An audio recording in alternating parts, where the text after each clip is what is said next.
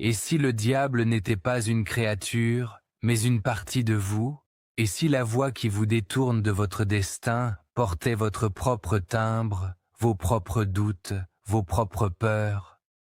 Bienvenue dans la nuit quantique. Ce soir, nous descendons dans les couloirs de l'esprit humain, là où se cache le plus grand saboteur qui ait jamais existé, nous-mêmes. Il existe, au fond de chaque être humain, un lieu silencieux que l'on visite rarement, un endroit où les pensées se déshabillent, où les peurs prennent forme, et où les intentions véritables se révèlent. C'est dans ce territoire intérieur, souvent obscur, que naît la conversation la plus dangereuse de notre existence, celle que nous entretenons avec nos propres démons. Pas des êtres de flamme ou des créatures de légende, mais des murmures subtils, des idées qui se glissent dans nos gestes quotidiens, et qui transforme nos rêves en illusions inachevées. Le livre « Tromper le diable » évoque un dialogue entre un homme et une entité qui prétend régner sur les faiblesses humaines. Mais ce récit n'est pas une lutte entre le bien et le mal, c'est le miroir d'une bataille intérieure que chacun mène sans toujours en être conscient. Lorsque nous parlons du diable, ici, nous parlons de ces forces invisibles qui rongent la volonté, ternissent la clarté de l'esprit et enferment l'individu dans ses propres chaînes. Des forces qui ne viennent pas d'ailleurs, mais de nous-mêmes. Imaginez un instant qu'une voix intérieure commence à disséquer vos choix, vos renoncements, vos hésitations. Une voix qui connaît vos peurs les plus anciennes et qui sait exactement comment les utiliser. Cette voix, vous l'avez déjà entendue lorsque vous étiez sur le point de vous lancer dans un projet important, mais que soudain, une lassitude incontrôlable vous a arrêté. Vous l'avez reconnue le jour où vous aviez une opportunité, mais où la peur du jugement a étouffé le courage. Elle apparaît dans ces moments où, au lieu d'aller vers la vie que vous désirez, vous choisissez la facilité, la distraction ou l'attente. C'est là que réside la véritable puissance de ce que l'on appelle symboliquement le diable. Une intelligence psychologique, une énergie d'inertie qui se nourrit de votre doute et prospère dans votre passivité. Ce n'est pas une entité extérieure malfaisante, mais un mécanisme intérieur prêt à vous convaincre que vos rêves sont trop grands, que votre temps viendra plus tard ou que vous n'êtes pas assez préparé. La nuit, lorsque le monde extérieur se tait, cette voix semble plus audible. Elle se glisse dans les interstices de l'esprit fatigué et soudain, tout devient négociable. La discipline, les objectifs, la volonté. Le livre met en scène cette conversation pour une raison simple. Tant que nous n'identifions pas l'ennemi intérieur, nous restons ses prisonniers. La plupart des gens pensent qu'ils échouent à cause des circonstances, du manque de chance ou des obstacles extérieurs. Mais la vérité, souvent plus dérangeante, est que l'être humain se sabote lui-même bien avant que la vie ne commence à le tester. Ce sabotage n'est jamais brutal. Il est lent, délicat, presque séduisant. C'est une fatigue qui arrive juste aujourd'hui, une tâche reportée juste une fois, une distraction qui ne fera pas de mal. Mais cumulées, ces petites concessions deviennent des chaînes. En évoquant un dialogue avec le diable, l'auteur expose ce que nombreux refusent d'admettre. Notre plus rude adversaire est notre propre esprit lorsqu'il fonctionne sans conscience. L'inconscience devient alors une porte ouverte aux influences qui affaiblissent l'âme. Ce que nous appelons « diable » n'est qu'un nom attribué à cette dérive, à cette perte de maîtrise, à cet abandon de soi qui survient quand l'esprit arrête de choisir et se laisse porter par la vie comme une feuille morte flottant au vent. Pourtant, dans cette obscurité intérieure, un éclat de lumière subsiste.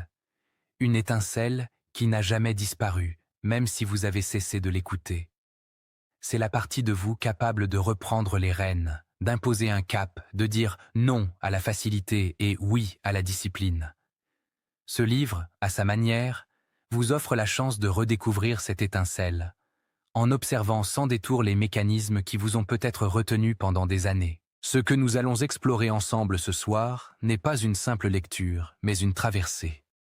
Une descente dans les racines psychologiques du doute, de la peur et de l'indécision. Dans cette exploration, chaque phrase est une torche qui éclaire un corridor intérieur.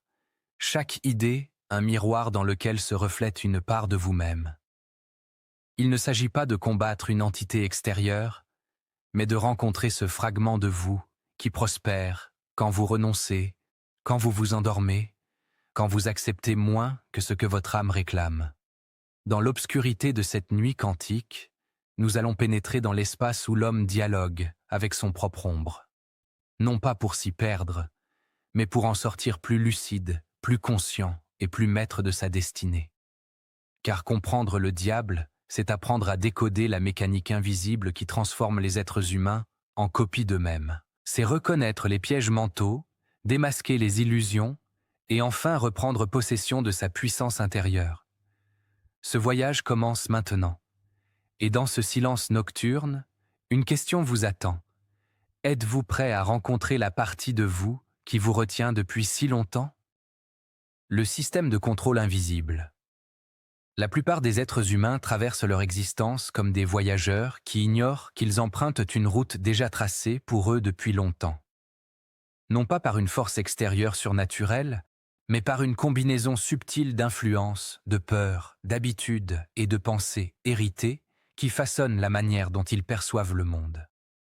Ce que le livre appelle « le diable » n'est rien d'autre qu'un architecte invisible de ces conditionnements, une énergie psychologique silencieuse qui s'immisce dans les zones les plus vulnérables de l'esprit humain.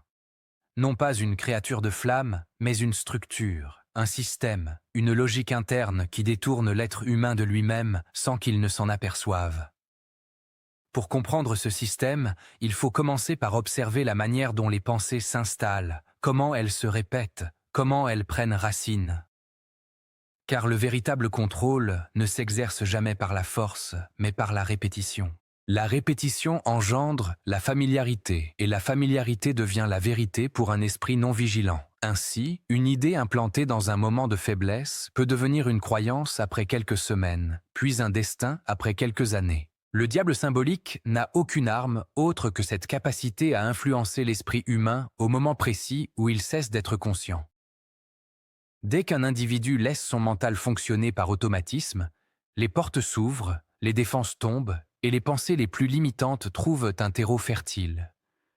C'est un contrôle qui ne ressemble pas à une contrainte, car il ne vient pas de l'extérieur. Il vient de l'intérieur, sous la forme d'une habitude mentale, d'une tendance à douter, à procrastiner, à se sentir incapable ou insuffisant. Beaucoup croient que l'homme est principalement entravé par ce qu'il n'a pas, par ce qu'on lui refuse ou par les obstacles qu'il rencontre. Mais en profondeur, c'est le manque de maîtrise de l'esprit qui crée les plus grandes prisons. Ces prisons sont invisibles, parce qu'elles sont construites à partir de pensées que nous considérons comme naturelles, logiques ou même protectrices. Pourtant, ce sont des murs, et plus le temps passe, plus ils se renforcent. Ce système de contrôle invisible agit de manière tellement subtile que l'être humain confond souvent le saboteur avec sa propre identité. Il pense que sa peur est un trait de caractère.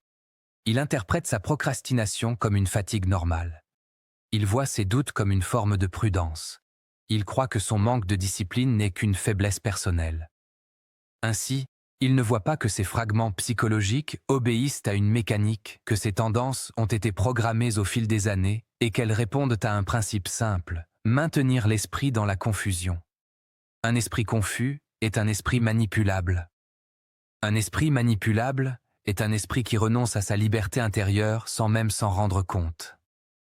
C'est là que le symbole du diable prend tout son sens. Une force qui ne conquiert pas, mais qui persuade, qui ne frappe pas, mais qui murmure, qui ne détruit pas, mais qui détourne. La dérive mentale commence dès que l'individu cesse de choisir.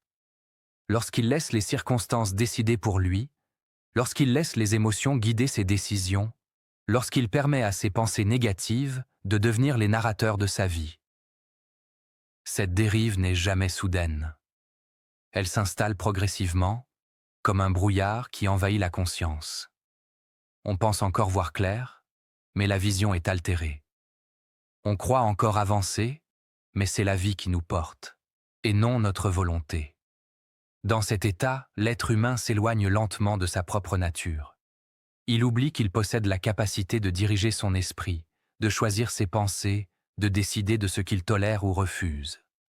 Et c'est précisément dans cet oubli que réside le pouvoir du système de contrôle invisible. Lorsqu'une personne se réveille le matin avec un désir profond d'accomplir quelque chose, mais que quelques heures plus tard ce désir s'est évaporé dans une fatigue inexplicable, il ne s'agit pas d'un hasard. C'est le signe qu'une influence intérieure a pris le dessus, qu'une force a réussi à transformer une intention claire en impulsion passagère. Quand un individu se promet de changer sa vie demain, mais répète cette promesse pendant des mois, il n'est pas victime d'un manque de motivation, il est victime d'un conditionnement, car le système invisible n'a pas besoin de détruire l'être humain pour le contrôler. Il lui suffit de le maintenir dans l'attente, dans la confusion, dans l'illusion qu'il reste encore du temps, qu'il pourra commencer plus tard, que les conditions ne sont pas encore réunies. Ainsi, la vie s'écoule, et l'individu ne réalise qu'après coup qu'il n'a jamais vraiment vécu ce qu'il voulait vivre. Il a simplement suivi le courant d'une dérive silencieuse. Ce système de contrôle invisible se nourrit des failles humaines. La peur du jugement, la peur de l'échec, la peur du ridicule, la peur de l'effort. Autant de portes ouvertes vers l'influence. Dès qu'une peur s'installe dans l'esprit, elle agit comme un verrou mental, et c'est ce verrou que le diable symbolique utilise pour éloigner l'être humain de tout ce qui pourrait l'élever. La peur est l'outil le plus puissant du contrôle psychologique, car elle paralyse la volonté et donne aux illusions un pouvoir qu'elles ne devraient jamais avoir. L'esprit qui craint ne voit plus la réalité. Il voit une version déformée, construite par ses propres pensées. Cette distorsion de la perception devient alors une vérité intérieure, et cette vérité intérieure devient une chaîne. L'esprit non maîtrisé est un terrain de jeu idéal pour les influences invisibles. Il dort même quand l'individu est éveillé. Il fonctionne par réaction plutôt que par intention. Il se laisse guider par ses impulsions, ses émotions, ses douleurs, ses envies passagères. Ainsi, la vie devient une succession d'épisodes sans cohérence, une mosaïque de décisions prises dans le désordre, un chaos organisé où l'individu n'a plus vraiment de centre. Il confond mouvement et direction, agitation et action. Il croit qu'il vit intensément alors qu'il ne fait que suivre des tendances, des habitudes, des peurs empruntées. Ce manque de maîtrise fait de lui un instrument, non pas de force surnaturelle, mais de tout ce qui exerce une influence sur lui. Les attentes des autres, la société, les distractions modernes, les mémoires du passé, et même les voix intérieures qui prétendent savoir ce qui est plus sûr. Dans ce chaos invisible, l'être humain perd un élément fondamental, la souveraineté intérieure. Cette souveraineté est la capacité de se gouverner soi-même, de décider en pleine conscience, de choisir sa voie même lorsque tout autour de lui semble s'y opposer. Sans cette souveraineté, l'homme devient vulnérable, non pas parce qu'il manque de force, mais parce qu'il ne sait plus qu'il en possède une. Le diable symbolique n'a alors qu'à maintenir cette ignorance.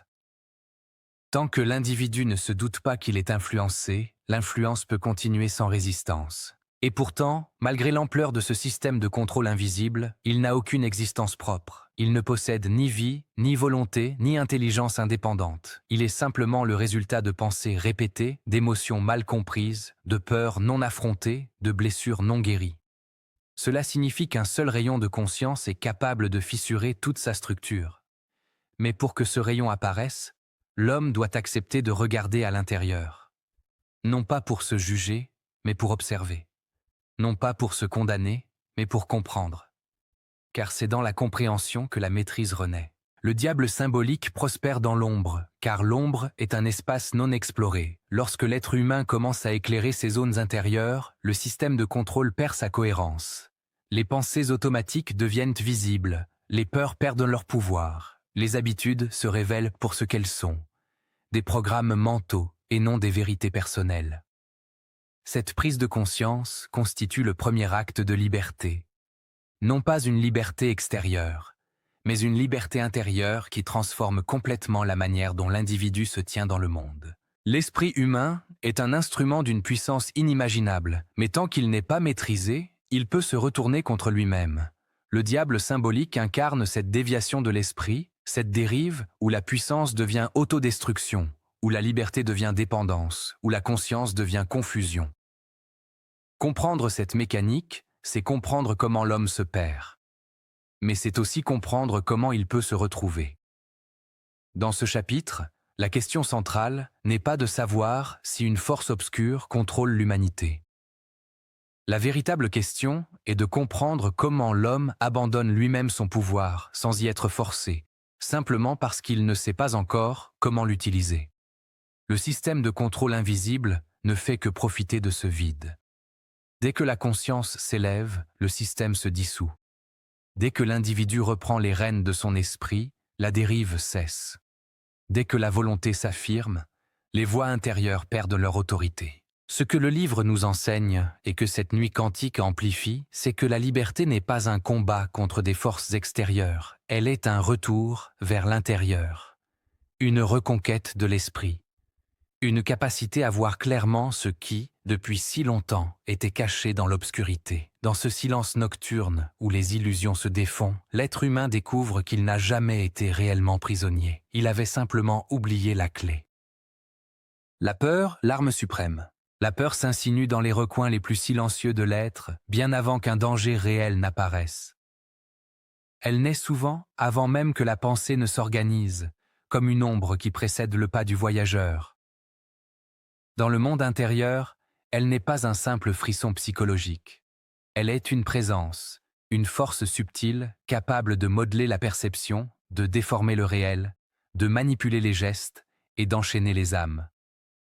Dans le langage symbolique où Napoléon Hill situe son dialogue, la peur représente l'arme la plus redoutable du diable, non parce qu'elle détruit l'homme, mais parce qu'elle lui vole son propre pouvoir.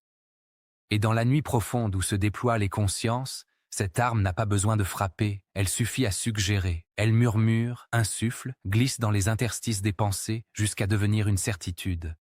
Car la peur, lorsqu'elle s'installe, ne laisse plus la place au discernement. Elle devient la seule voix que l'esprit écoute. Cette force invisible agit comme un brouillard mental. Elle recouvre la clairvoyance, étouffe la sagesse, bloque les mouvements subtils de l'inspiration. Toute âme née dans un monde matériel connaît ces secousses intérieures. La peur de manquer, la peur de perdre, la peur d'être jugé, la peur d'échouer, la peur de ne pas être assez. Chacune agit comme un filet délicatement tissé autour de l'individu. Et ce filet, lorsqu'il resserre ses nœuds, force l'être humain à se recroqueviller sur lui-même. La peur n'est pas tant une barrière extérieure qu'une cage intérieure dont la clé est forgée par la main de celui qui y demeure enfermé. L'esprit humain, façonné par ses expériences, ses mémoires, ses blessures, devient le terrain idéal où la peur peut se multiplier, comme une graine laissée dans une terre fertile et sombre. La peur de l'échec est l'une des plus anciennes compagnes de l'humanité. Elle traverse la mémoire des générations, car elle s'est nourrie de toutes les histoires où l'erreur coûtait la survie. Mais dans le monde moderne, cette peur ne protège plus. Elle paralyse. Elle fait croire à l'être que tout mouvement est dangereux, que tout changement est une menace, que rester immobile est la seule manière de subsister.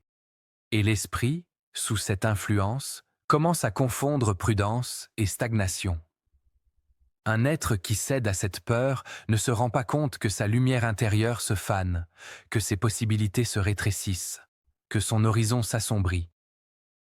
Il regarde sa vie à travers une vitre brumeuse et pense que cette opacité vient du monde alors qu'elle provient de lui. La peur du regard des autres est une autre chaîne subtile. Elle naît dans le cœur comme une cicatrice ancienne que la société ravive sans cesse. L'homme apprend très tôt que son image peut être attaquée, que son identité peut être rejetée, que son existence peut être ignorée.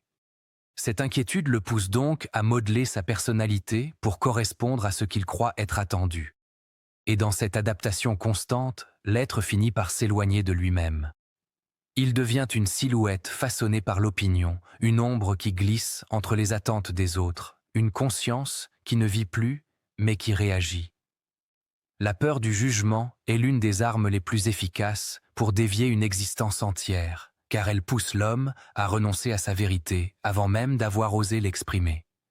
Ainsi, des milliers d'idées restent enfermées dans les esprits de ceux qui n'ont jamais trouvé le courage de les révéler. La peur n'a même pas eu besoin d'un mot pour les réduire au silence. La peur du manque, quant à elle, est la plus profonde, car elle touche le sentiment fondamental de sécurité. On croit manquer d'argent, manquer de temps, manquer de force, manquer de talent, manquer de valeur. Ces croyances se répètent comme un mantra sombre qui modifie la perception de la réalité. Un humain qui se sent en manque adopte une posture de défense, un réflexe de survie, qui le pousse à croire que tout est insuffisant. Et dans cet état, il devient vulnérable. Vulnérable aux manipulations, aux promesses creuses, aux illusions dangereuses. La peur du manque transforme l'abondance en mirage, la confiance en risque, la liberté en menace.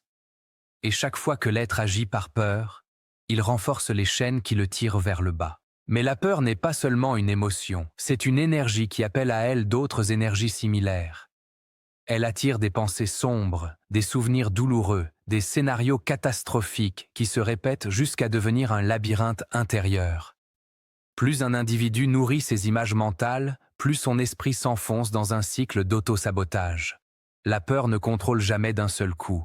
Elle commence par un doute léger, presque invisible, puis elle s'infiltre, puis elle s'étend, et finalement, elle devient la structure même de la pensée. C'est en cela qu'elle est une arme si puissante. Elle transforme l'esprit humain en son propre geôlier.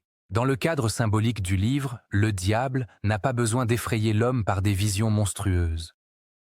Il lui suffit de lui insuffler des pensées minuscules, juste assez pessimistes pour l'amener à hésiter, à remettre à plus tard, à abandonner, à douter de lui-même. L'homme ne se rend même pas compte qu'il agit sous influence. Il pense simplement être réaliste. Il croit que sa prudence est un signe d'intelligence, alors que souvent, elle n'est qu'une peur déguisée en sagesse. L'esprit humain est si habile à justifier ses propres limites qu'il finit par appeler cela maturité. Dans ce jeu subtil, la peur triomphe sans jamais avoir à se révéler. La peur n'étouffe pas seulement les actions, elle déforme aussi les perceptions. Un esprit qui craint voit toujours plus d'ombre que de lumière, plus de menaces que d'opportunités, plus d'obstacles que de chemins. Le monde extérieur devient un miroir de son trouble intérieur. Même les instants paisibles semblent dangereux, comme si l'harmonie n'était qu'une illusion fragile prête à se briser.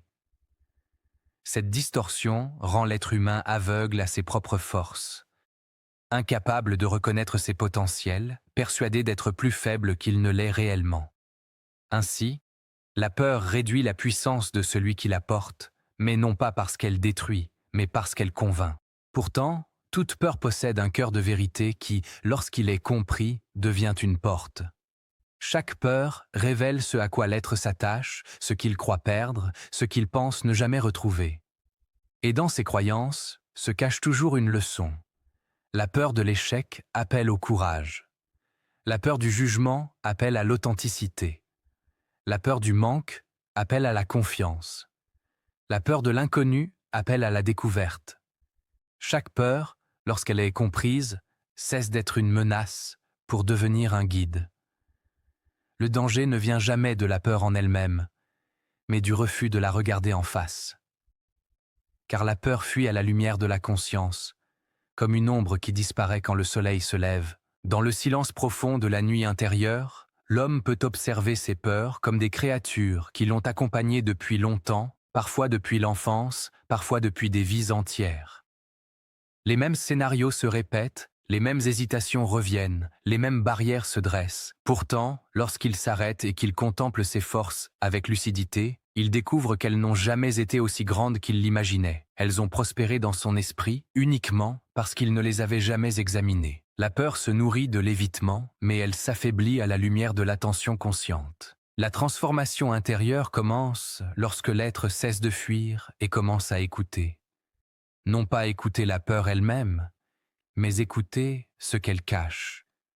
Sous chaque frisson se révèle un désir profond, celui d'avancer, de grandir, d'aimer, de créer, de vivre pleinement. La peur n'apparaît que lorsque l'être s'approche de quelque chose qui compte vraiment. Elle est la preuve que la direction est juste. Paradoxalement, la peur indique souvent le chemin que l'âme cherche à prendre, car là où la peur se manifeste, la liberté se trouve juste derrière. Lorsque l'homme comprend cela, la peur perd son pouvoir. Elle devient un signal, non une prison, un guide, non un tyran, une étape, non une fin. Le plus grand piège de la peur n'a jamais été sa violence, mais sa subtilité. Et la plus grande victoire de l'homme n'est pas de la supprimer, mais de la traverser. Dans la nuit quantique de la conscience, l'être qui ose avancer malgré la peur n'est plus sous l'emprise d'aucune force extérieure. Il devient son propre maître. Et c'est précisément ce que le symbole du diable redoute le plus. Un esprit éveillé, capable de voir au-delà de ses illusions. Un esprit qui regarde sa peur et marche quand même. Un esprit libre. L'habitude de flotter. L'habitude de flotter commence toujours dans un moment invisible, presque imperceptible, comme un souffle qui s'interrompt sans qu'on s'en rende compte. Elle s'installe lorsque l'être cesse de choisir, cesse de questionner, cesse d'avancer et laisse la vie se dérouler sans lui. Ce phénomène n'a rien de spectaculaire, aucune tempête, aucun choc, aucune rupture. Au contraire, il prend forme dans une douceur traîtresse, un glissement progressif où l'individu perd la maîtrise de ses pensées, comme un bateau dérivant au gré des courants subtils qu'il ne remarque plus. Dans l'interprétation symbolique du livre, cette dérive représente l'un des outils favoris du diable, non pas parce qu'elle écrase l'homme, mais parce qu'elle l'endort. Un être éveillé résiste, se soulève, transcende. Un être endormi dérive, et sa dérive, lente mais constante, peut l'amener très loin de ce qu'il aurait pu devenir. La passivité n'est jamais un accident, c'est une accumulation de micro-renoncements. Une petite hésitation, une décision reportée, une intuition non suivie, un élan étouffé, un rêve remis à demain. Chaque geste paraît insignifiant, mais ensemble, ils tissent une toile où la volonté s'évapore. L'esprit humain, lorsqu'il ne se dirige plus lui-même, devient semblable à une feuille portée par le vent. Il ne choisit plus sa trajectoire, il est choisi par elle. La vie devient alors un ensemble d'automatismes, de gestes répétés, de pensées recyclées, d'actions mécaniques. Et le plus troublant, c'est que la majorité des gens ne réalisent pas qu'ils flottent. Ils pensent simplement vivre normalement. La dérive mentale commence souvent par un détachement léger. « Je verrai plus tard, ce n'est pas urgent, je n'ai pas le courage maintenant ». Ces phrases sont les premières pierres d'un chemin où l'être renonce à sa direction intérieure. Elles provoquent une sorte de somnolence psychique, une brume qui entoure la conscience et l'empêche de ressentir pleinement. Le monde devient alors un paysage flou, où les journées se ressemblent, où les intentions s'effacent, où les désirs se diluent. L'homme, dans cet état, ne vit pas vraiment. Il se laisse simplement traverser par le temps. Cette passivité est dangereuse, non pas parce qu'elle détruit, mais parce qu'elle ne fait rien. Elle laisse faire. Elle permet, elle autorise les influences extérieures à s'installer sans résistance. Le diable symbolique n'a alors même plus besoin d'efforts pour contrôler l'esprit. Un esprit inactif se contrôle tout seul. Un esprit sans direction devient un terrain fertile pour toutes les suggestions, toutes les distractions, toutes les illusions. Il suffit de lui présenter une habitude confortable, une croyance facile, une émotion répétitive, et l'esprit la suivra sans questionner. La dérive devient alors un mode de vie. Ce phénomène se voit souvent dans les existences où les années passent sans transformation. Une personne reste dans la même routine, les mêmes pensées, les mêmes limites, les mêmes rêves non réalisés. Elle se réveille, travaille, rentre, mange, s'endort et recommence. Cette répétition n'a rien d'un cycle sacré. Elle est le symptôme d'une vie où l'âme n'est plus invitée à participer. Ce qu'il y a de plus tragique dans cette dérive, c'est que l'être finit par croire que cette répétition est normale.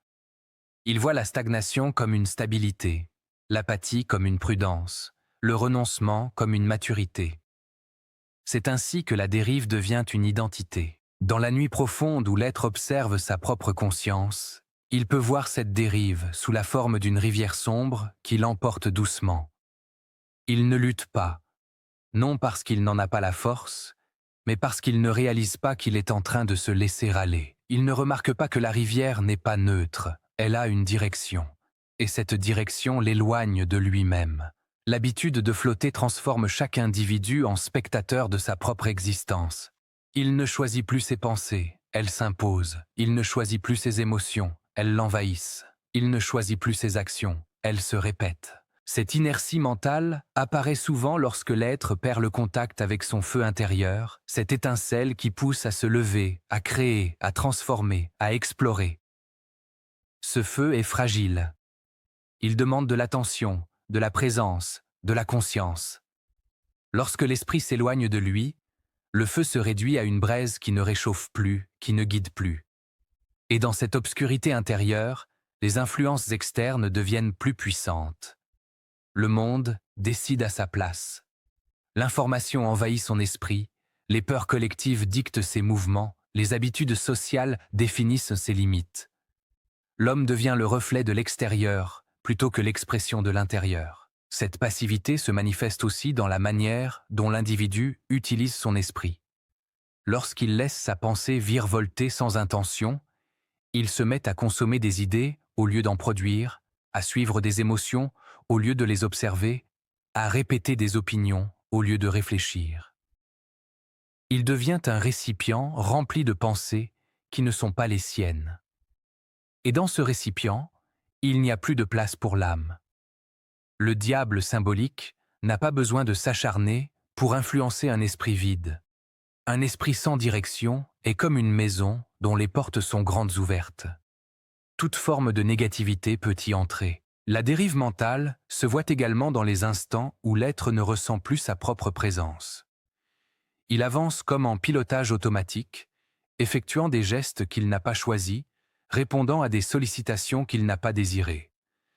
Chaque jour devient une réplique du précédent, chaque choix un simple réflexe, chaque décision un automatisme. Ce cycle absorbe l'essence même de la vie. Car vivre sans conscience, c'est survivre. Et survivre n'est pas ce pourquoi l'âme est venue dans le monde matériel. Ce qu'il y a de plus troublant, c'est que la dérive n'est pas toujours inconsciente. Parfois, l'être sent qu'il flotte, mais il n'ose pas reprendre la maîtrise. Il se dit qu'il est fatigué, qu'il est dépassé, qu'il n'a pas les ressources nécessaires pour changer. Alors, il accepte la dérive comme une fatalité. Il s'imagine que le courant est trop fort, que le rivage est trop loin, que la rivière est trop vaste, et pourtant, ce n'est pas la force du courant qui piège l'homme, c'est la croyance qu'il n'a pas la force de nager. La passivité devient une prophétie auto-réalisatrice. Plus il croit ne rien pouvoir faire, moins il fait. Et moins il fait, plus il croit être incapable. L'inertie mentale est un phénomène subtil car elle donne l'illusion de la tranquillité. On se dit qu'on ne subit aucun choc, aucune douleur, aucun conflit. On se dit que tout va bien. Mais ce bien est un sommeil profond où les possibilités se meurent. La tranquillité n'est pas toujours un signe d'harmonie. Parfois, elle est le symptôme d'un abandon intérieur.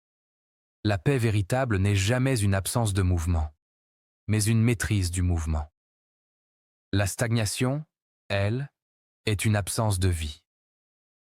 Dans cet état, l'être ressemble à une barque immobile au milieu d'un lac sombre. Il croit être en sécurité parce qu'il ne bouge plus.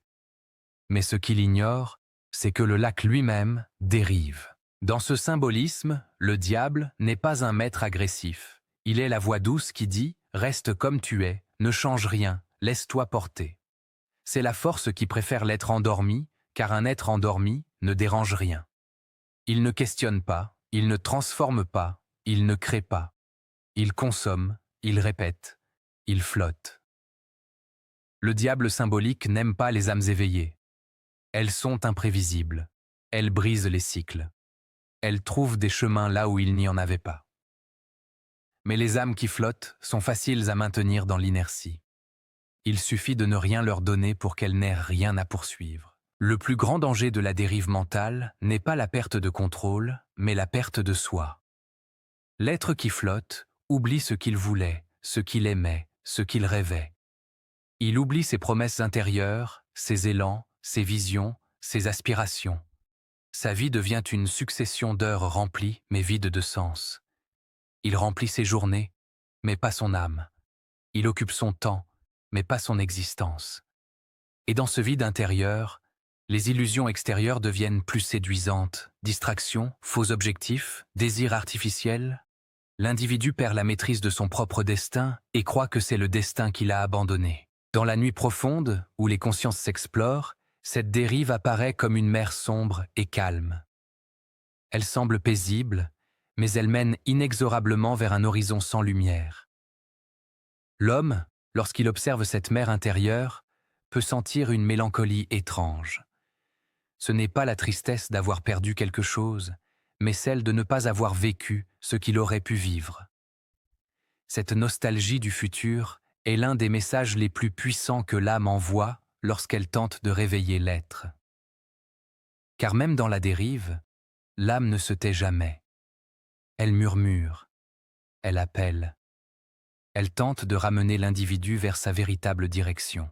La passivité mentale transforme l'homme en voyageur qui marche sans savoir où il va. Il avance, mais il ne progresse pas. Il pense, mais il ne réfléchit pas. Il rêve, mais il n'agit pas. Dans cet état, la vie semble s'écouler à travers lui sans jamais le toucher vraiment. L'être finit par s'habituer à cette neutralité, comme si elle était le prix à payer pour éviter la douleur. Mais éviter la douleur, c'est éviter la transformation, et éviter la transformation, c'est refuser la vie. L'habitude de flotter n'est pas une protection, c'est une lente disparition de soi. La puissance de la discipline. Dans les mondes intérieurs où se forment les chemins invisibles du destin, la discipline n'apparaît jamais comme une contrainte, mais comme une lumière. Elle est cette torche que l'être porte dans la nuit, ce fil d'or qui relie l'effort présent au futur que l'âme souhaite incarner. À l'inverse de la dérive, qui endort, la discipline réveille. Elle n'est ni brutalité, ni rigueur sèche, mais une fidélité sacrée envers soi-même, une manière d'affirmer à l'univers « Je suis vivant, conscient, et je choisis ». Dans la symbolique du livre, elle s'oppose directement aux influences obscures du diable, non par la force, mais par la clarté. Un esprit discipliné ne peut être possédé par aucune force extérieure, car il s'appartient pleinement. La volonté est une lumière. Pas une lumière violente, aveuglante, mais une braise constante qui illumine juste assez pour donner une direction. Les êtres qui avancent avec discipline ne courent pas. Ils marchent avec conscience. Ils ne cherchent pas à brûler les étapes. Ils les honorent une par une. La discipline n'est pas une course, c'est un rythme. Et ce rythme, lorsqu'il est aligné avec le souffle intérieur, crée une harmonie si profonde que même les pensées les plus sombres perdent leur pouvoir. La volonté devient alors un phare qui perce les brumes de l'indécision et dissipe les illusions de la peur. Contrairement à ce que beaucoup imaginent, la discipline n'est pas quelque chose qu'on impose à son esprit comme une chaîne. Elle est une orientation naturelle du cœur lorsque celui-ci se rappelle ce qu'il veut vraiment devenir. L'être qui a un pourquoi trouve toujours la force d'un comment, et la discipline n'est autre que ce comment répété jour après jour. La constance n'est pas une prison, c'est un chemin pavé de petites victoires invisibles que seuls les éveillés savent reconnaître. Chaque fois qu'on choisit consciemment d'avancer plutôt que de flotter, l'âme grandit. Chaque fois qu'on repousse l'ombre de la paresse intérieure, le feu sacré se renforce. Les routines sont les piliers de cette lumière. Elles ne sont pas des répétitions vides, mais des rituels. Chaque routine, lorsqu'elle est pratiquée avec présence, devient un acte de magie quotidienne. Une pensée écrite chaque matin, un geste accompli avec intention, un moment de silence conservé dans le chaos du monde, ce sont des graines de puissance qui transforment l'être de l'intérieur. Le diable symbolique, qui prospère dans le désordre mental et la dispersion, déteste ces rituels car ils créent de l'ordre, de la direction, de la stabilité. Un esprit stable est un esprit souverain. L'être discipliné ne laisse pas ses émotions guider son destin. Il accueille ses émotions, les écoute, les comprend, mais ne leur permet pas de prendre le contrôle du navire intérieur. Il sait que les émotions sont des vagues, parfois douces, parfois violentes, mais qu'une vague ne peut pas décider du cap. La discipline, c'est le gouvernail. C'est ce qui permet à l'individu de continuer lorsqu'il n'en a pas envie, de persister lorsque le doute murmure, de rester aligné même dans la tempête. Celui qui maîtrise ce gouvernail ne craint plus les vents contraires, car il sait qu'ils font partie du voyage. La constance est un pouvoir spirituel parce qu'elle crée une empreinte énergétique dans la conscience. Chaque acte répété avec intention sculpte l'âme. Chaque engagement honoré génère un champ intérieur qui rend l'être plus solide, plus lumineux, plus résistant aux influences externes.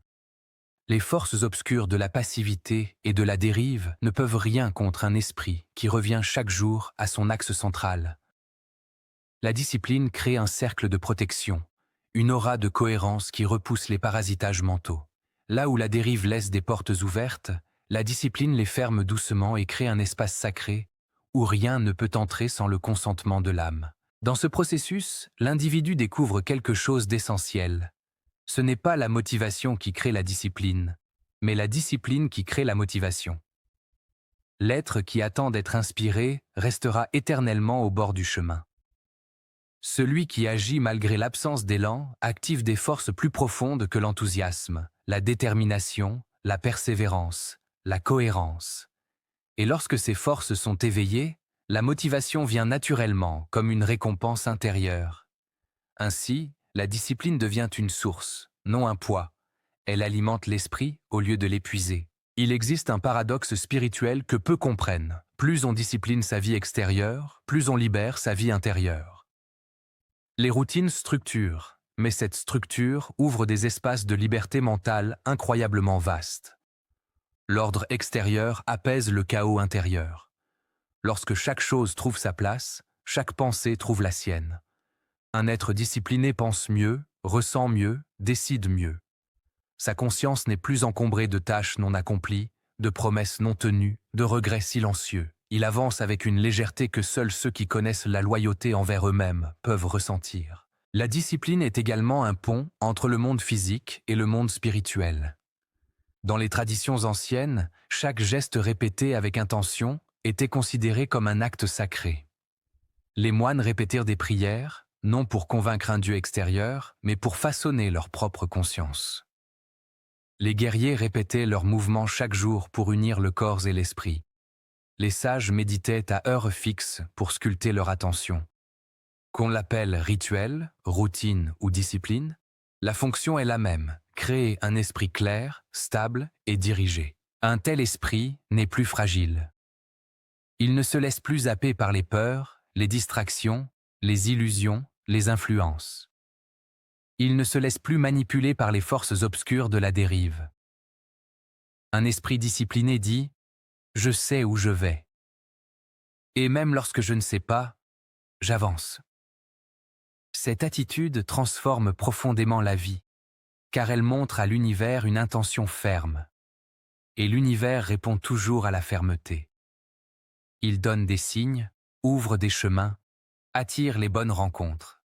La discipline attire la synchronicité. Car un être qui avance chaque jour finit toujours par rencontrer exactement ce qu'il devait rencontrer. La volonté est la preuve que l'âme n'a pas renoncé. Car l'être qui n'a plus de volonté est un être qui s'est éloigné de lui-même. La volonté est le pont entre le désir intérieur et la réalité extérieure. Elle est ce feu qui permet à un rêve de devenir expérience. Sans elle, les visions restent des mirages. Avec elle, ces mêmes visions deviennent des étapes du chemin. Lorsque l'homme dit « je veux » avec authenticité, l'univers écoute. Mais lorsque l'homme dit « je veux » et ne pose aucun acte, l'univers se tait. Les intentions sans discipline ne sont que du vent. La discipline est aussi une guérison. L'individu qui reprend le contrôle de sa vie guérit des années de dérive, des habitudes d'autosabotage, des schémas négatifs. Il se rééduque, non pas comme on dresse un animal, mais comme on enseigne à un enfant la direction de la lumière. Il traite son esprit avec douceur mais fermeté. Il se relève après chaque chute, non avec honte, mais avec dignité. La discipline devient alors une forme d'amour envers soi-même. Un amour patient, fidèle, engagé. Un amour qui dit « Je crois en toi, même lorsque tu doutes ». Cette discipline intérieure permet à l'esprit de percevoir ce que l'esprit flottant ne voit jamais, les signes, les sensations, les intuitions, les appels silencieux.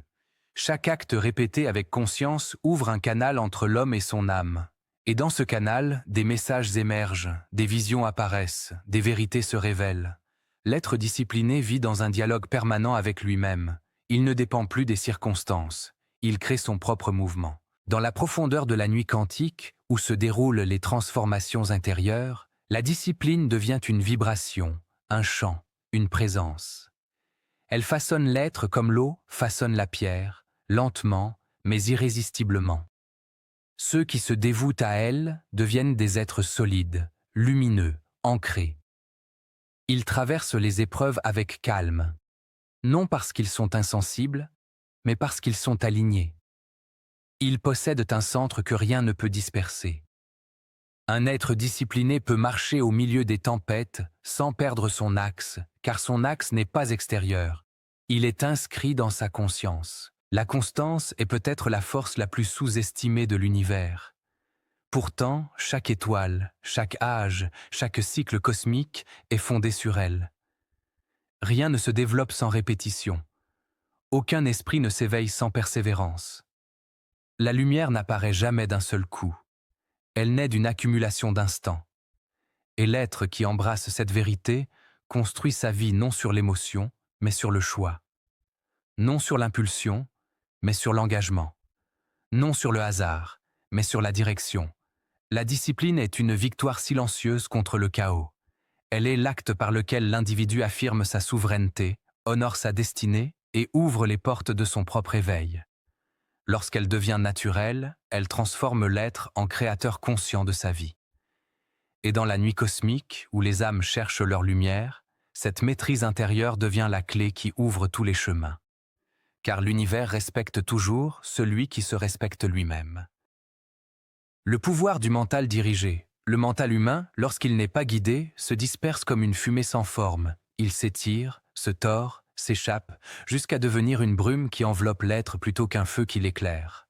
Mais dès qu'il est dirigé, dès qu'il reçoit une intention claire, il devient une force géométrique, une ligne droite, un rayon capable de transpercer l'obscurité. Dans le dialogue symbolique avec le diable, ce dernier ne craint rien autant que cette lumière intérieure. Un esprit qui pense par lui-même, qui choisit ses trajectoires, qui refuse d'être ballotté par les tendances, les émotions et les influences du monde. Car le mental dirigé n'est pas seulement une pensée bien organisée. C'est une vibration précise, une orientation énergétique, une responsabilité intime devant le pouvoir créateur que l'on porte. Celui qui dirige son mental dirige sa vie. Celui qui perd la maîtrise de sa pensée devient une feuille sèche livrée au vent des circonstances. Le mental dirigé commence par un choix, un axe, un point dans la nuit. Tant que l'homme n'a pas choisi ce qu'il veut être, tant qu'il ne sait pas dans quelle direction il marche, ses pensées sont semblables à des nuées d'oiseaux sans migration. Chaque idée passe, attire, tire, dérange, emporte, et le diable métaphorique prospère précisément dans cette absence de direction. Il s'introduit dans la dispersion, dans l'incertitude, dans le manque d'intention. La peur, la distraction, le doute et la paresse deviennent alors les capitaines invisibles du navire intérieur. Mais quand l'homme décide de reprendre le gouvernail, quand il oriente son mental vers une étoile, même lointaine, même fragile, les forces contraires perdent de leur emprise. Diriger son mental, ce n'est pas le contrôler par la force, mais lui donner une destination si claire qu'il cesse naturellement d'errer. Le mental dirigé est avant tout un acte de présence, une présence silencieuse, continue, qui observe les pensées sans se laisser happer par elles. Dans le monde intérieur, chaque pensée a un poids, un parfum, une température. Certaines réchauffent, d'autres refroidissent, certaines élèvent, d'autres alourdissent. L'homme qui se laisse traverser aveuglément devient le prisonnier de ses mouvements, mais celui qui demeure présent commence à discerner, à sélectionner. La direction naît dans cette lucidité. Le diable symbolique, représentant de la confusion mentale, sait qu'un être entièrement présent lui échappe, car la présence transforme la pensée en un instrument plutôt qu'en un maître. Ainsi, diriger son mental, c'est être assez conscient pour choisir les pensées qui nourrissent l'âme et renoncer à celles qui vident la vie. Dans cette maîtrise, la concentration joue le rôle d'une clé sacrée. La concentration n'est pas l'effort tendu que l'on croit, mais l'art d'aligner la pensée, l'énergie et la respiration vers un point unique. Quand l'être s'aligne ainsi, une force nouvelle apparaît, presque palpable. Le mental cesse d'être un champ de bataille pour devenir un laser. et ce laser intérieur traverse les résistances qui semblaient autrefois infranchissables. Là où l'inconstance échoue, la concentration ouvre des portes. Le diable métaphorique, symbole des forces de dispersion, perd alors son pouvoir, car rien ne peut réellement retenir un être concentré sur sa direction. L'esprit dirigé est un fleuve, et tout ce qui tente de le dévier finit par être emporté. Mais pour atteindre cette puissance, l'homme doit comprendre que chaque pensée est un acte vibratoire. Les pensées ne sont pas abstraites, elles sont des influx d'énergie, des formes silencieuses qui modèlent la matière subtile de notre existence. Penser, c'est orienter sa vibration, et orienter sa vibration, c'est sculpter son destin. Le mental dirigé repose donc sur un principe simple mais essentiel, la responsabilité vibratoire. L'être conscient ne se permet plus de nourrir des pensées qui affaiblissent son âme, car il sait que chaque pensée laisse une empreinte. Celui qui pense constamment la peur finira par marcher dans un monde rempli de murs. Celui qui pense la confiance découvrira des passages invisibles. Celui qui pense la gratitude attirera des ouvertures inattendues. Le mental dirigé consiste alors à choisir les pensées qui élèvent la vibration personnelle, non parce qu'elles sont positives, mais parce qu'elles sont cohérentes avec l'être que l'on veut devenir. Le mental dirigé ouvre également l'espace de la créativité consciente. Lorsqu'un homme dirige ses pensées, il n'imagine plus par accident, il imagine par intention. Les images intérieures deviennent des graines, des prototypes de réalité, des architectures vibratoires. Et le monde extérieur finit par s'ajuster à ces architectures. Le diable symbolique, qui prospère dans le chaos intérieur, craint par-dessus tout celui qui visualise avec clarté, car la visualisation soutenue est une force de construction. Elle transforme la conscience brute en réalité raffinée. Un mental dirigé peut bâtir des œuvres, attirer des rencontres, ouvrir des opportunités et même modifier la manière dont les autres perçoivent l'être. Il n'y a rien de magique là-dedans, simplement une loi de résonance, une mécanique subtile, où la pensée devient un aimant silencieux. Un mental dirigé n'est jamais esclave de ses émotions. Non pas parce qu'il les refoule, mais parce qu'il les comprend, les accueille et les oriente. L'émotion est une énergie brute. Le mental dirigé est son sculpteur. Lorsqu'une peur surgit, il ne la laisse pas prendre toute la scène. Il la regarde comme une onde passagère, puis il la traverse. Lorsqu'une colère apparaît, il ne la laisse pas incendier la conscience. Il la décompose, l'écoute, puis il la redirige en courage ou en clarté. Lorsqu'une tristesse se présente, il ne l'étouffe pas. Il la transforme en profondeur et en humilité. Ce travail intérieur neutralise le diable symbolique, car ce dernier agit principalement dans les émotions non éclairées, celles qui mènent l'homme à agir impulsivement, sans présence ni discernement. Le mental dirigé, lui, devient une flamme stable, une lumière qui observe sans s'éteindre. La direction mentale demande toutefois de la constance. Le mental ne s'aligne pas en un jour, il se façonne comme on façonne une pierre. Chaque matin, chaque pensée, chaque respiration devient une opportunité de réajuster la trajectoire. Le diable intérieur, représentant la dispersion, reviendra 1000 fois pour proposer des distractions, des inquiétudes, des envies sans substance. Mais chacun de ces retours est en réalité une chance. Chaque écart permet de revenir, chaque retour renforce l'alignement. C'est ainsi que naît la maîtrise. L'homme qui dirige son mental ne cherche pas la perfection, mais l'orientation continue.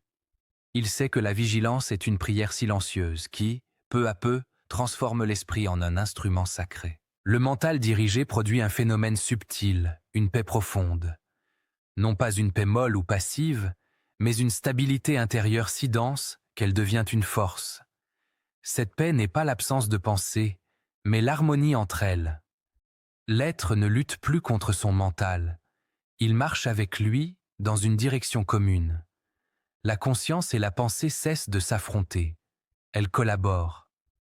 Le diable symbolique, qui se nourrit de conflits intérieurs, se dissout dans cette unité. Car lorsqu'un être parvient à s'unifier, aucune influence extérieure ne peut réellement l'atteindre.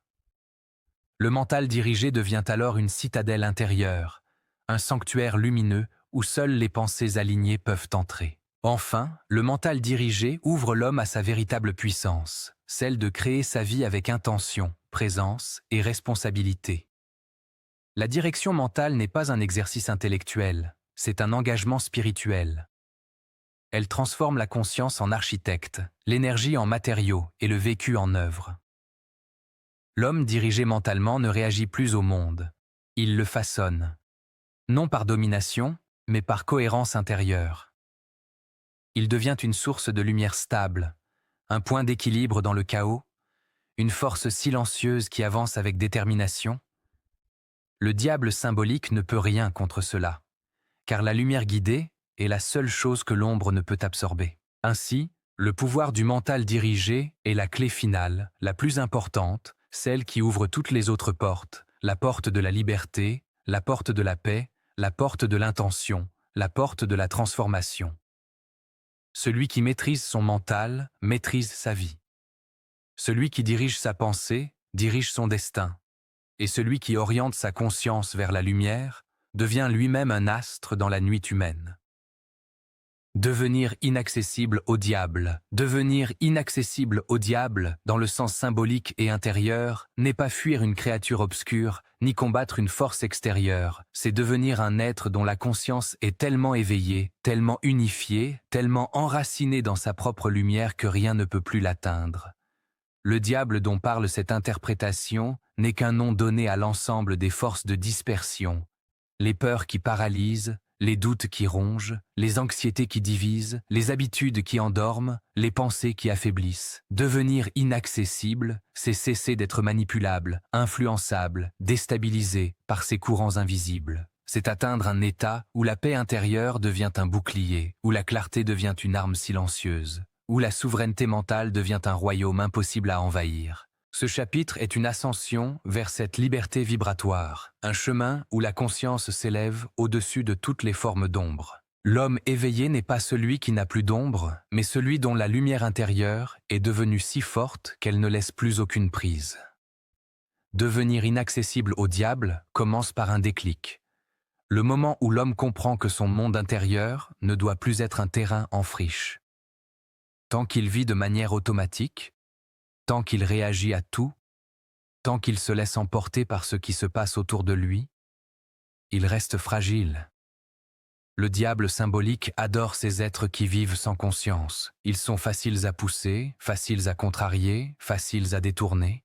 Mais dès que l'homme dit « assez », dès qu'il choisit de reprendre possession de ses pensées, de ses émotions, de son énergie, quelque chose change profondément. Une force se réveille, un noyau se forme, la dispersion commence à reculer. L'homme qui choisit la souveraineté mentale devient comme un arbre qui, après des années de vent contraire, plante enfin ses racines dans la terre la plus profonde de lui-même.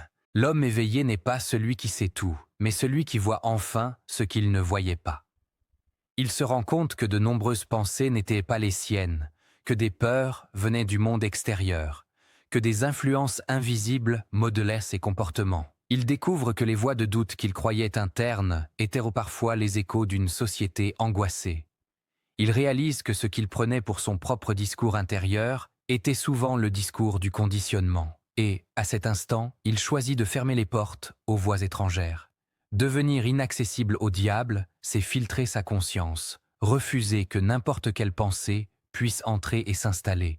Ce n'est plus un esprit ouvert à tout, mais un esprit ouvert seulement à ce qui nourrit l'âme, élève la vibration et sert la destinée la plus haute. La liberté vibratoire naît lorsque l'homme comprend que chaque vibration qu'il émet attire une vibration similaire. Si son esprit est chaotique, il attirera du chaos. S'il est stable, il attirera la stabilité. S'il est lumineux, il attirera la lumière. Le diable symbolique vit dans les champs vibratoires bas, lourds, contractés. La peur, la jalousie, la comparaison, l'ennui existentiel, l'hésitation permanente. Lorsqu'un être élève sa vibration, en cultivant la cohérence, la gratitude, la discipline, la clarté et la présence, il se place dans une fréquence où l'ombre n'a plus accès. Non pas parce qu'il la combat, mais parce qu'ils ne résonnent plus ensemble. Devenir inaccessible, c'est changer de fréquence. C'est comme passer d'une station de radio à une autre. Les anciennes interférences continuent d'exister, mais elles ne sont plus audibles. L'autonomie intérieure est la clé de cette transformation. L'homme autonome n'est pas isolé, mais il n'est plus dépendant des validations extérieures, des opinions, des attentes, des jugements. Il n'accorde plus à autrui le pouvoir de définir sa valeur. Il cesse d'être un miroir des fluctuations du monde. Son autonomie ne signifie pas indifférence, mais souveraineté. Il peut aimer profondément sans se perdre, aider sans s'épuiser, donner sans s'affaiblir. L'autonomie intérieure rend le cœur imperméable aux manipulations émotionnelles. Et c'est précisément cela que le diable symbolique tente de maintenir. L'homme dépendant, réactif, fragile, éparpillé. Chaque fois que tu deviens autonome, une chaîne invisible se brise. Chaque fois que tu choisis ta vérité intérieure plutôt qu'un reflet extérieur, une ombre se dissipe. Devenir inaccessible au diable demande aussi du courage. Le courage de regarder ses peurs en face. Le courage de dire non aux choix qui détruisent la vibration. Le courage de quitter les chemins que l'on suit par habitude. Le courage de se tenir seul lorsque la vérité intérieure n'est pas encore comprise par les autres. Le courage d'être fidèle à son âme plutôt qu'aux attentes. Le diable symbolique adore les êtres qui n'osent pas, car la lâcheté ouvre la porte à toutes les influences négatives. Mais chaque acte de courage ferme une porte. Le courage n'est pas une explosion, c'est une direction. C'est marcher vers ce qui élève, même lorsque la peur murmure. C'est continuer, même quand l'ombre insiste. C'est se dresser, même quand la vie tente de courber la colonne. Le courage crée un champ vibratoire qui fait reculer tout ce qui cherche à affaiblir l'être. La souveraineté mentale, elle, est un état où l'homme devient le roi de son monde intérieur. Ce n'est pas une domination forcée, mais une autorité naturelle. Il n'est plus esclave de ses pensées, ce sont ses pensées qui s'alignent sur lui. Il n'est plus envahi par les émotions. Ce sont ses émotions qui se déposent devant sa conscience. Il n'est plus dispersé, il devient un axe. Cette souveraineté est rare, précieuse, puissante. Elle donne à l'être une présence qui se ressent avant même qu'il parle. Un homme souverain, mentalement, ne cherche pas à impressionner. Sa simple clarté suffit. Il ne cherche pas à convaincre.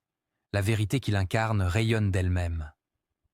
Le diable symbolique n'a aucune prise sur un être souverain. Il ne peut ni le manipuler, ni le troubler, ni le détourner. La souveraineté mentale est un état où l'ombre ne peut plus entrer parce qu'elle n'a plus d'espace à occuper. Et à mesure que l'homme devient éveillé, autonome, courageux et souverain, il découvre un phénomène subtil. La paix. Une paix profonde, vibrante, qui ne dépend plus des circonstances. Une paix qui ne s'enfuit plus dès qu'un vent extérieur souffle. Une paix qui ne tremble plus sous la pression du monde. Cette paix, une fois installée, rend l'homme définitivement inaccessible. Le diable symbolique est une force qui se nourrit du désordre. Mais lorsque la paix intérieure devient permanente, il n'y a plus rien à saisir, plus rien à perturber, plus rien à renverser. L'homme devient un sanctuaire, une présence stable, une lumière qui ne vacille plus, une énergie qui ne s'effondre plus. Il devient un être vertical, au cœur du chaos horizontal. Et c'est dans cette verticalité que réside la véritable liberté. Devenir inaccessible au diable n'est donc pas un combat, mais un état d'être. C'est la conséquence naturelle d'une transformation intérieure profonde. L'homme se découvre alors inviolable. Non pas parce qu'il a appris à se protéger, mais parce qu'il est devenu lumière. Non pas parce qu'il repousse l'ombre, mais parce que l'ombre ne peut plus l'atteindre. Non pas parce qu'il s'est retiré du monde, mais parce qu'il rayonne au-dessus du bruit du monde. C'est le sommet du chemin. La réalisation que rien ne peut réellement toucher un être qui a retrouvé sa souveraineté, son intention, sa vibration et sa présence. L'homme inaccessible au diable n'est pas un sage qui flotte. C'est un être qui marche avec intensité, qui vit avec clarté, qui aime avec profondeur, qui décide avec volonté. Sa conscience est un soleil nocturne, une lumière qui n'a pas besoin de briller fort pour éclairer loin. Et dans cette lumière, toutes les anciennes forces perdent leur pouvoir. Toutes les anciennes voix se taisent. toutes les anciennes peurs se dissolvent. Il n'y a plus d'ombre à combattre, car il n'y a plus de place pour elles. Il ne reste que la liberté vibratoire, cette liberté mystérieuse, douce et immense, que rien ne peut briser. Dans le silence où se termine chaque voyage intérieur, quelque chose en toi se met à respirer différemment, comme si, après avoir traversé les ombres, après avoir observé les pièges du mental, après avoir vu le visage symbolique du diable dans toutes ses formes subtiles, un espace nouveau s'ouvrait en toi, un espace plus vaste que la peur, plus grand que les habitudes, plus lumineux que les limites que tu pensais réelles. Car au fond, ce livre n'a jamais parlé du diable comme d'une entité extérieure. Il a parlé de toi, de tes batailles, de tes fuites, de tes forces oubliées. Et maintenant que tu es arrivé ici, à la fin de ce voyage nocturne, quelque chose en toi se souvient. La véritable prison n'a jamais été autour de toi, elle était en toi. Et la véritable libération naît exactement au même endroit. Tu as vu comment la peur manipule, comment elle se glisse dans les gestes, les choix, les pensées. Tu as vu comment la passivité anesthésie la vie, comment l'habitude de flotter endort la destinée. Tu as vu comment le manque de direction crée un vide intérieur dans lequel n'importe quel bruit, n'importe quelle influence peut entrer. Mais tu as aussi vu l'autre face, la discipline comme lumière, la volonté comme pilier, la concentration comme pouvoir sacré. Tu as vu que dès que tu te tiens debout, présent, conscient, aucune ombre ne peut s'accrocher à toi. Dès que tu choisis la clarté, le doute recule. Dès que tu diriges ton mental, tu changes ton monde. Et c'est là que se trouve la véritable victoire, dans la maîtrise intérieure, dans la souveraineté vibratoire, dans cette décision simple et profonde de ne plus laisser la vie te vivre, mais de commencer, enfin, à la vivre toi-même. Cette conclusion n'est pas une fin, c'est une naissance. Car la liberté ne vient jamais d'un savoir extérieur. Elle vient du moment où tu te regardes en face et où tu comprends que tu n'as plus besoin de permission pour devenir qui tu es. Tu n'as plus besoin de te battre contre les ombres. Il te suffit de marcher avec ta lumière. Tu n'as plus besoin d'espérer que le monde change.